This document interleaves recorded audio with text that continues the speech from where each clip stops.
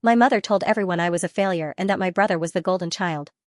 Years later, I bought the company he worked for, and when she saw who signed his termination letter, she nearly fainted. I grew up being told I was never enough. My name's Emily Carter, and if there's one thing I learned early in life, it's that love in my family came with conditions, and I never met them. My mother, Linda, had 2 children, me and my older brother, Ryan. From the moment I could talk, it was clear who the favorite was. Ryan was her golden boy, her pride, her joy, her walking, talking trophy. And me? I was the background noise. The failure she had to tolerate because she couldn't return me to the hospital. If Ryan got a B on his report card, Mom would brag to her friends about how academically gifted he was. When I brought home straight A's and an award from the state science fair, she said, "Well, maybe next year you'll win something important." It wasn't just words, it was the way she looked at me. Like every part of me was a disappointment. My father was there, but not really. He went along with whatever Mom said, as long as it kept the peace. When I cried about how unfair it was, he'd just sigh and say, "That's just how your mother is, sweetheart. Don't take it personally." But how could I not? By the time I hit high school, Ryan was the center of every family gathering. My mom made sure of it. Ryan got into business school. Ryan's going to be the next CEO. Ryan's going to take care of us someday. Meanwhile, I was the one washing dishes, helping with errands, and quietly dreaming of something more. When I got accepted into a top university with a full scholarship, I thought maybe, just maybe, she'd finally be proud. I came home with the acceptance letter, trembling with excitement. She barely looked up from her phone. "Good for you," she said flatly. "But don't get too ahead of yourself. Not everyone's cut out for success, Emily." That sentence carved something into me, something sharp and heavy that I carried for years. Still, I went to college determined to prove her wrong. I studied hard, graduated with honors, and came home hoping she'd finally see me as more than her lesser child. Instead, at my graduation dinner, she stood up in front of the family and said, "We're so proud of Ryan, he's about to start his first real job in business. And Emily, well, she'll find her place someday." Everyone laughed. Except me. That night, as I sat in my old bedroom, surrounded by childhood trophies she'd stuffed into boxes to make space for Ryan's framed certificates, I made a decision. I was done. I wasn't going to beg for her love anymore. I wasn't going to keep showing up just to be humiliated.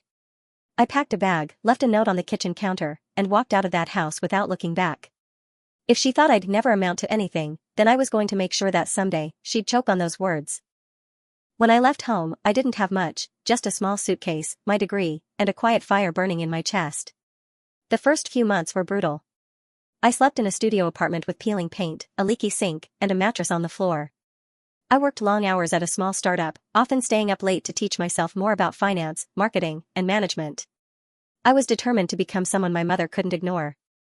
But success didn't come easily. I remember eating instant noodles 3 nights a week and juggling 2 side gigs just to make rent. I'd call my dad sometimes, not to ask for help, just to hear a familiar voice.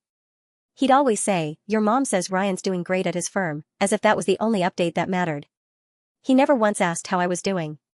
Still, I kept going. I poured myself into my work, stayed late, volunteered for the toughest projects, and slowly started getting noticed. The CEO, a sharp but kind woman named Claire, saw something in me that no one in my family ever had.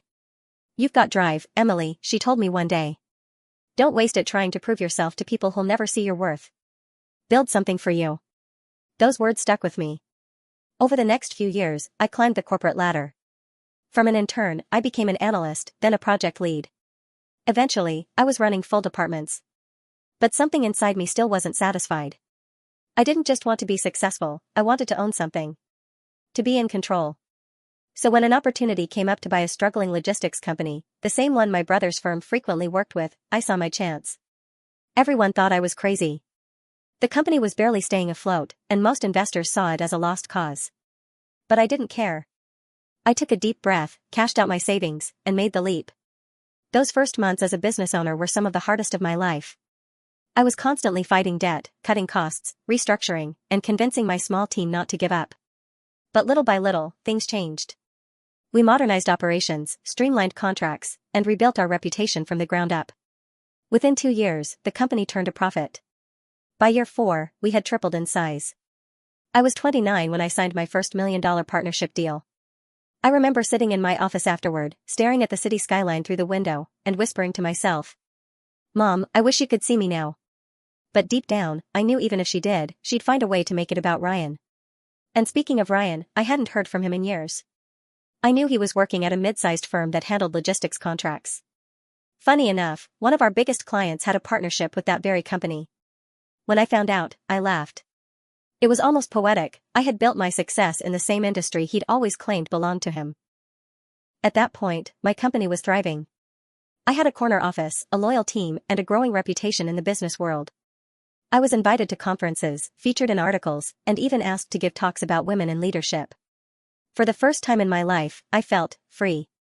No longer defined by what my mother thought of me. No longer overshadowed by Ryan's golden boy glow. But fate, as it turns out, wasn't done with my family yet. Because one morning, I received an email that made me stop cold. It was from my HR department. Subject line, termination request, employee, Ryan Carter. And in the attachment was his profile, his employment record from the company we had recently acquired. I hadn't realized it yet, but one of the smaller firms I'd bought out in a merger was the very one where my brother worked. My heart pounded. I stared at his name on the screen for what felt like hours. It was official. My brother, the golden child, my mother's pride and joy, now worked for me. When I realized that my company had acquired the one Ryan worked for, I honestly didn't know how to feel. A part of me wanted to laugh, the irony was too rich. The boy who once bragged at every family dinner about how he'd be the one to take care of everyone, was now just another name on my payroll. But another part of me hesitated. I wasn't sure if I wanted him to know. I hadn't spoken to my family in almost 6 years. For all I knew, they still thought I was struggling somewhere in a cramped apartment, trying to find myself. So I decided to keep quiet, at least for the time being. I read through his file. It was all there, job title, performance reports, attendance records. He wasn't exactly thriving. In fact, the manager's notes described him as inconsistent, overconfident, and poor with teamwork. Classic Ryan. I leaned back in my chair, smirking. The same golden boy who could do no wrong in Mom's eyes was apparently mediocre when no one was holding his hand. Still, I didn't rush to act. I wanted to see how things unfolded naturally. Then, 2 weeks later, I got another email. Subject, employee complaint, Ryan Carter.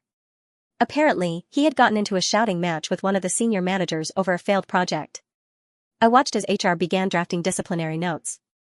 That's when I made the decision to step in. Not as Emily, the sister he used to mock, but as Ms. Carter, the CEO. I called for a meeting with the department heads. I kept it professional, focused on the company's performance and restructuring plans. When we started discussing problem employees, Ryan's name came up more than once. He's got potential, one manager said carefully, but he doesn't take accountability. Always blames others. Acts like the rules don't apply to him. Sounded all too familiar. After the meeting, I quietly authorized the next step, a performance review. One that would require him to meet directly with corporate, meaning me. 2 days later, my assistant buzzed me. Ms. Carter, your 2 p.m. is here, a Mr. Ryan Carter. I'll admit, my hands trembled slightly. It had been years since I'd seen him. Years since I'd left home, walked away from their judgment, and built my own life. When the door opened, he walked in, still wearing that same smug confidence, but with a few more wrinkles and a faint look of exhaustion. He didn't recognize me at first. He glanced at the nameplate on my desk, then back at me. And then it hit him. His expression froze. Emily? I smiled calmly. Mr. Carter, I said, my voice steady. Please, have a seat. He sat down slowly, eyes darting around my office, the panoramic city view, the sleek furniture, the glass walls that practically shouted power. You're the CEO, he asked quietly. Yes, I replied. Of the entire corporation. Including the branch you work for. For a long time, he didn't say a word. I could see the gears turning in his head, the disbelief, the embarrassment, maybe even a flicker of jealousy. Finally, he muttered, Mom's not going to believe this. I leaned forward slightly, my tone cool. I'm sure she won't. We discussed his role, the performance issues, and the incident report. I stayed professional, but inside, my heart was racing. Every word felt like the universe's way of writing poetic justice. By the end of the meeting, I told him HR would follow up regarding next steps. He nodded stiffly, then left, still processing what had just happened. That night, I got a call from an unknown number. It was my mother. Emily, she said in her usual commanding tone, Ryan just told me you're his boss now. Is that true? Her voice was laced with disbelief, maybe even panic. It is, I said simply. I run the company. There was a long silence. Then she asked, "So, you're doing well for yourself, then?" I laughed softly. "I've been doing well for years, Mom. You just never cared to ask." She sighed, trying to sound casual. "Well, maybe we can catch up. You could come over for dinner sometime. Ryan's been having a rough time lately. You could help him out, as family." That sentence, "help him out," was the final spark that reignited every buried resentment I tried to let go of. The same family who never believed in me now wanted me to help the son they worshipped? I told her I'd think about it. But in truth, I already knew what was coming. After that phone call with my mother, I couldn't sleep. Her voice kept echoing in my head, that calm, entitled tone she always used when she wanted something. "Help him out, Emily. He's family." Family. That word used to mean something to me. But not anymore. Not after they tore me down for years, made me feel worthless, and dismissed every dream I had. Still, I didn't make any rash decisions. I wanted to handle this the right way, professionally, not emotionally. So I requested a full internal review of Ryan's department. I didn't mention his name. I wanted everything done by the book. When the report came back, the results spoke for themselves: missed deadlines, failed projects, ignored instructions, and constant tension with his coworkers. Ryan had been coasting for years, protected by charm and arrogance, but now there was no one left to shield him. When the HR director came to discuss the final recommendation, I stayed quiet and listened as she said, "We believe termination is the most appropriate course of action." I nodded slowly. "I agree," I said. "Prepare the letter." The next morning, I walked into my office and saw the crisp white envelope waiting on my desk. The termination letter. My assistant had left it there for my signature. I picked it up and stared at the name printed across the top, Ryan Carter. For a moment, I just stood there, frozen between the past and the present. Part of me thought about the little girl who used to trail behind her brother, desperate for approval. The one who used to sit alone at family dinners while her mother bragged about her successful son. And now, here I was, signing the document that would end his career at my company. A poetic full-circle moment. But it wasn't about revenge, not really. It was about reclaiming my power. I signed it. And when the pen lifted from the paper, I felt something I hadn't felt in years: peace. Later that day, Ryan was called into HR. I didn't attend the meeting, but I didn't need to. I knew exactly how it would go. The HR manager would hand him the envelope, explain the decision, and escort him out with his belongings. And just like that, the golden child was gone. But the story didn't end there. Because that evening, as I was leaving the office, I saw her. My mother. Standing in the lobby, clutching her purse, looking out of place among the polished marble and glass. When she saw me, her face lit up, the kind of forced smile she used when she wanted something. "Emily," she said, walking toward me. "I came to talk. Please." I didn't say a word. I just gestured toward my private meeting room. She sat across from me, nervously smoothing her blouse. "Ryan told me what happened," she began. "You can't fire him, sweetheart. He's going through a lot right now. You have to understand." "I don't have to understand anything," I interrupted, my tone calm but firm. Her mouth fell open slightly. She wasn't used to me talking back. "You always were so sensitive," she said, shaking her head. "You're still holding grudges from when you were young, aren't you? This isn't you, Emily. This is cruel." I laughed bitterly. "Cruel? You want to talk about cruel, Mom? You called me a failure for most of my life. You made sure everyone knew Ryan was your favorite. You told people I'd never make it, that I'd never be as good as him. And now, when he's facing the consequences of his own actions, suddenly I'm supposed to save him?" She looked down, avoiding my eyes. "People change," she whispered weakly. "Maybe," I said. "But you haven't." She finally looked up, her eyes wet. "Emily, please. We're family." There it was again, that word. Family. I stood up slowly and walked toward the glass window, the city lights reflecting behind me. "You're right, Mom," I said quietly. "We are family. But that never stopped you from choosing him over me. Don't come here now pretending you care." When I turned around, she looked small, defeated in a way I'd never seen before. Then her gaze fell to the folder on my desk, the one containing Ryan's signed termination letter. She froze when she saw my signature at the bottom. Her lips parted slightly, and for a moment, she looked like she might faint. You signed it?" she whispered. I nodded. "Yes. I did my job." Her voice trembled. "You fired your own brother." I took a deep breath. "No, Mom. he fired himself. I just signed the paperwork. She didn't say another word. She just stood there, eyes full of something between disbelief and regret, before turning to leave. As she walked out of my office, I realized something. I didn't feel victorious. I didn't feel cruel. I just felt free. A few weeks passed after that encounter with my mother. The office went back to normal. Ryan's position was replaced quietly, productivity improved, and no one really spoke of him again. To everyone else, it was just another routine termination. But for me, it was the end of a long, painful chapter. I thought that would be the last I'd hear from my family. But life had one more twist waiting for me. One evening, I received an email from my father. The subject line was simple: dinner? I almost deleted it without reading. But curiosity got the better of me. In the message, he wrote that Mom wanted to make things right, that the family had been going through a lot, and that it would mean a lot if I came by for dinner, as a family. For a moment, I considered ignoring it. But something in me, not bitterness, not pity, but closure, told me to go. So the following weekend, I drove back to the house I once called home. The neighborhood looked smaller somehow. The flowers Mom used to obsess over were gone, replaced by patches of dry grass. The once proud family home felt quiet, almost hollow. When I walked in, Mom looked startled. Maybe she didn't think I'd actually come. She greeted me awkwardly, avoiding eye contact. My dad tried to fill the silence with small talk. Ryan wasn't there. From what I'd heard through coworkers, he'd moved out of state, trying to start over. Dinner was uncomfortable. No one knew what to say. The tension sat heavy between us like a storm cloud that refused to move. Finally, Mom broke the silence. "I'm sorry," she said softly. I looked up, not sure I'd heard her right.